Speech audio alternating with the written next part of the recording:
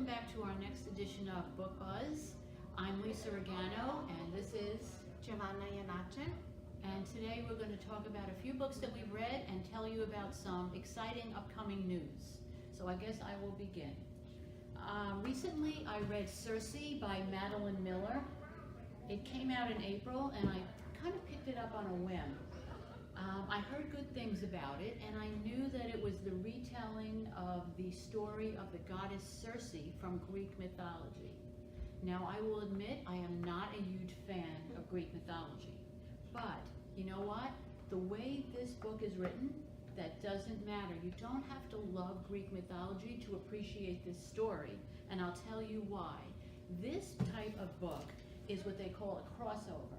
Now, I know you know what a crossover is. Maybe but, not. Okay, crossovers are books that are categorized as one genre, but cross over into another genre. So while I'm saying Greek mythology to you, this book is also great literary fiction. So if you're a fan of literary fiction, if you like stories with well-developed characters that are really drawn out, you might really like this book. In the story, Cersei, the young goddess, we start out with her as a young girl, and then we work our way as she becomes a young lady and then a mature woman. And she is a goddess, and it talks about her family, her parents and her siblings. And they are gods and goddesses, and they're not very nice people. But she stands out. She becomes very isolated from the group because of her goodness. She's very good and kind and moral. So we root for her, and we really like her as a character. And that's what drew me into this story. So what I say is pick it up. Don't be turned off by the Greek mythology. Right. You might really like it. Right. Sounds great. Well, I have Meet Me at the Museum, and it's by an author named Anne Youngson. And it's actually her first novel. It's a debut novel. She retired early from a successful career in the auto industry to pursue her lifelong dream to write. And it recalls other epistolary novels such as The Guernsey Potato Peel Pie Society by Annie Barrows. You have Helen Huff's 84 Charing Cross Road and Jean Webster's 1912 classic Daddy Longlegs. So the novel introduces the reader to two strangers who are reflecting on their lives and how they reach their respective points in their current status. So one is a dissatisfied farmer wife. Her name is Tina Hapgood. And then we have the lonely museum curator, Anders Larsen. And they're corresponding over a shared fascination with an Iron Age archaeological find known as the Tolland Man.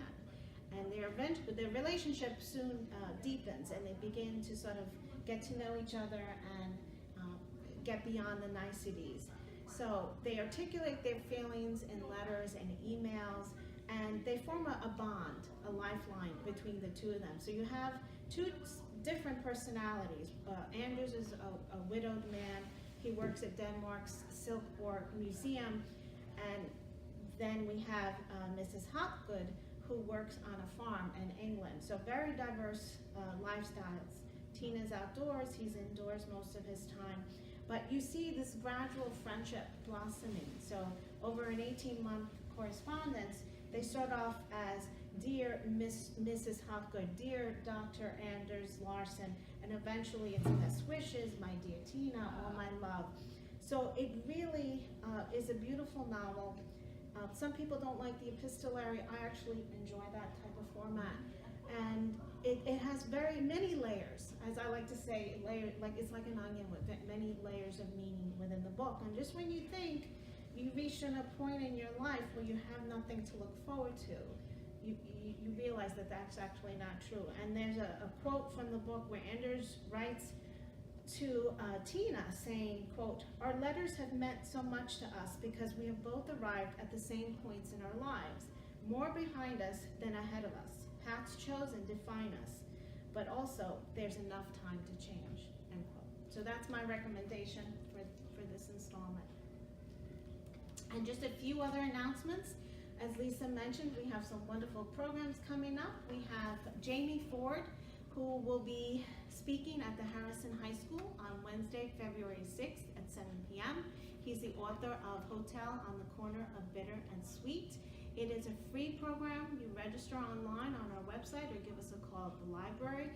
Again, it's February 6th, 7 p.m. at the high It's school. gonna be a really good program. It's going to be excellent. Yeah. Then we have this author, Lisa C., who will be Skyping with the library on February 13th, another Wednesday night, 7 p.m. The Millennium Book Club will be reading this book and discussing it. But fortunate for us, we will have Lisa C. with us virtually from California. So if you want to join us for that, you're more than That welcome. is big. And that I think is pretty big. And then the last announcement is our One Book, One Community read.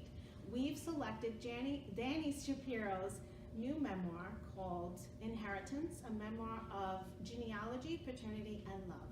And we have a whole assortment. Oh, tons of stuff coming your way. Programs. Lots of fun programs that you're gonna really enjoy. So- We're planning it. We are planning it, and stay tuned. We hope to have the author join us as well in April. So that's it for That's it. today. Bye for See you now. next time. Thank you.